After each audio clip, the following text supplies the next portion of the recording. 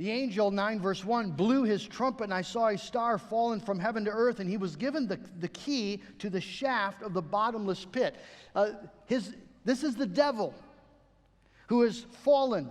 In verse 11, we're told that he is the king, the angel of the bottomless pit. His name is Abaddon in Hebrew, means destruction. That's who he is. And he is given a key. Remember, God alone has authority. So the devil is given a key by the Lord to open the shaft to the bottomless pit, the shaft to the abyss of hell. And as he does so, the demons of hell are let loose on earth. This is not sci-fi.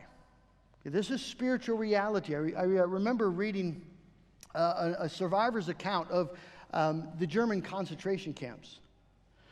And he was just commenting on how quickly, overnight almost, the manners and traditions of modern civilized Europe collapsed into barbarian brutality and animal cruelty.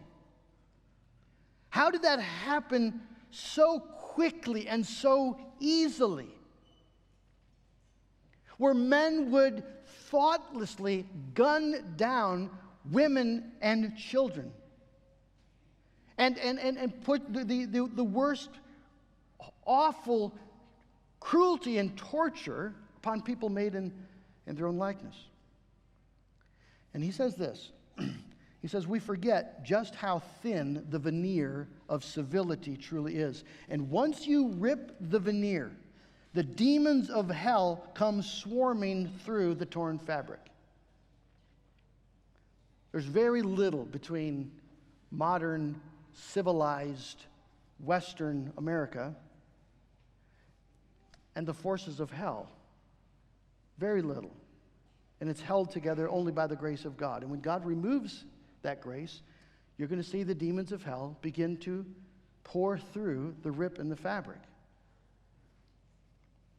That's the point of the vision. So you see the work of these demons. Notice, they're allowed to torment those who dwell on earth. In the book of Revelation, John, when he uses the phrase, those who dwell on earth, he always means those who belong to this sinful, evil age, those who belong to the world, those who do not acknowledge Jesus Christ as Lord, those who do not worship God as God. They belong to the earth. The church is always a reference as those who belong to heaven. And so when you see visions of the church, it's in heaven.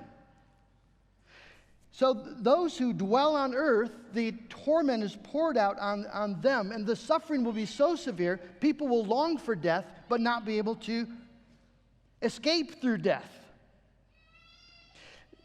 So you have this scene of amazing pain being inflicted on those who dwell on earth, and the demons are commanded not to harm those, to only harm those who do not have the seal of God on their forehead. In other words, everyone who has the seal, remember we looked at that last week in chapter 7, that before the angels of destruction are sent, another angel says, wait, don't go until we have placed the seal on the forehead of all of God's servants. And the seal is the name Jesus Christ.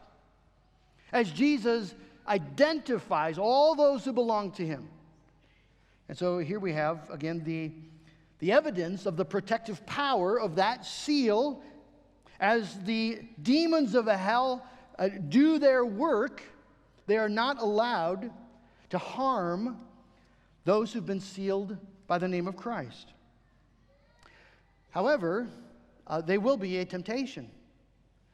Look at their appearance, verse 7. John describes what they look like. In appearance, the locusts were like horses prepared for battle. On their heads were what looked like crowns of gold. Their faces were like human faces, their hair like woman's hair, and their teeth like lions' teeth. Now, this is a vision. It's not a journalistic blow-by-blow, this is what I saw, it's a vision, okay? So it's communicating something. What is it communicating?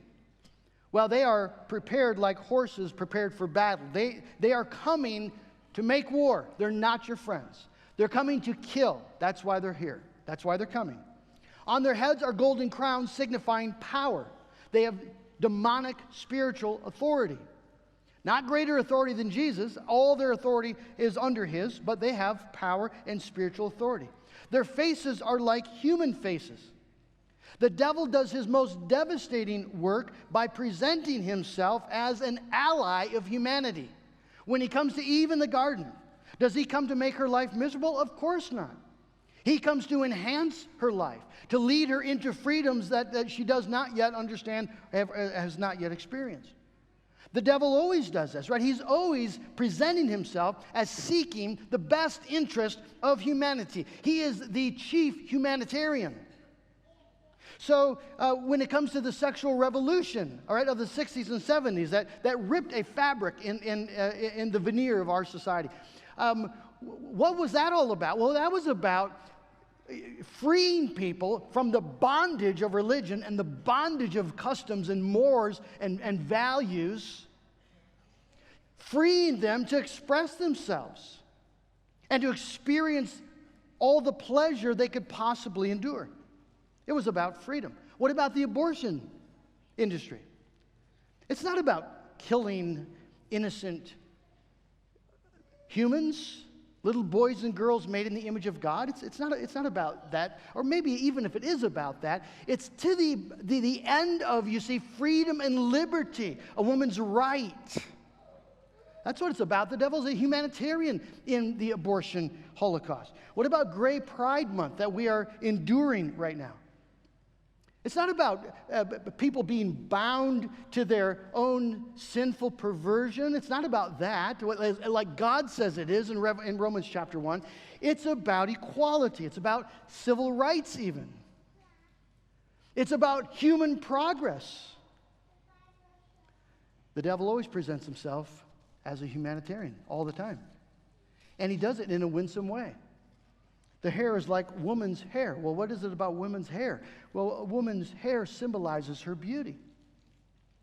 Demons don't come with ugly, grotesque features, right? The temptations of the devil always come dressed beautifully, and they appeal to our desire for beauty, for pleasure. And so there is a powerful deception going on here, and the deception is revealed if you look at their teeth. You see, their teeth are like lion's teeth. Why lion's teeth? Well, because they are intent on eating you, devouring you. That's the devil's intention. That's his goal. That's what he desires. The beauty is just to draw you close. I remember seeing a poster once of an extremely attractive woman in a seductive pose by her posture and her dress. And her image was reflected in a mirror on the wall. And in the mirror, you see a demonic face with vicious fangs.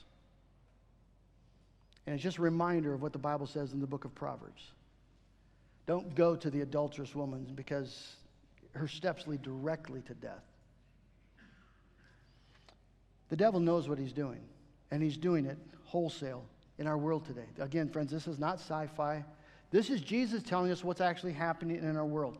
Billions of people being deceived as the demons of hell are engaged doing their work.